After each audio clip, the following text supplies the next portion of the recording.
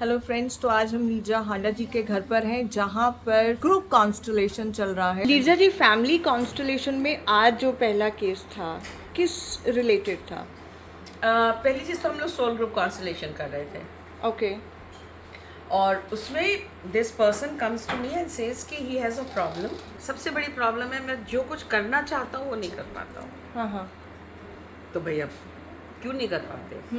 Enable हूँ, that's a word he kept on saying that I am unable to do what I want to do. So that's what we try to find out. तो सबसे पहले जैसे ही इनको represent करने के लिए जो खड़ा हुआ था यहाँ पे, ठीक उसी समय कोई जना विजिटर्स में बैठे हुए थे, उसने बोला कि I am getting very attracted to this person. और वो आए और बोले मेरा मन कर रहा है मैं इसके ऊपर लग जाऊँ। तो मतलब दोनों हाथ रख के इसके कंधे पे और मैं इसके संग लग जाऊँ। तो आई सेड कि हाउ डू यू वांट, मतलब कैसा फील हो रहा है? तो ही सेड कि नहीं, it is like what you call it, ऐसा लग रहा है जैसे बेताल होते हैं ना, किसी के ऊपर चढ़ जाते हैं।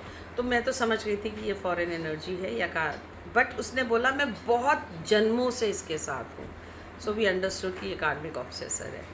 एनीवेज, तो जब उसकी स्टोरी सुननी शुरू की कि भाई क्यों यहाँ पे हो, तो रियलाइज़ किया कि किसी लाइफ में जो उसकी लास्ट बॉडी थी जब उसके पास, उसमें वो 12-13 साल की लड़की है। शी हैज़ गॉट मैरिड और उसको एक दिन के लिए ही शादी के बाद ससुराल आना है, नेक्स्ट डे उसको वापस चले जाना है। अपने पेरेंट्स आएंगे और लेके चले जाएंगे। And then she said that is how it is. And but उस रात को उसी परिवार के कुछ लड़कों ने, 4 लड़कों ने मिलके उसका न केवल रेप किया, बट उन्होंने उसको, कि वो नहीं चाहते थे किसी और को पता चले, तो दे मर्डर्ड हर। तो ये पास्ट लाइफ का कनेक्शन चला आ रहा था, तो इनकी इन्वॉल्वमेंट थी उसमें? इनकी इन्वॉल्वमेंट सिर्फ ये थी कि फिर वो आदमी की, मतलब वो दैट वुमन डाइड और इस आदमी की इन्होंने दूसरी शादी कर दी। जो दूसरी वाइफ आई थी, she is the one who is my client in this. तो आपको क्या लगता है कि इस ग्रुप कॉन्स्टलेशन के बाद से इनको क्या रिलीफ मिलेगा?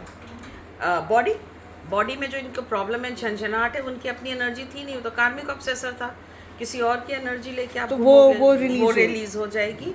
और कॉन्स्टेंटली उस लड़की की जो फैमिली थी, ससुराल था जहाँ से उसकी डेथ हुई थी, वो जो भी जना उसको रिप्रेजेंट कर रहा था, that person constantly kept on saying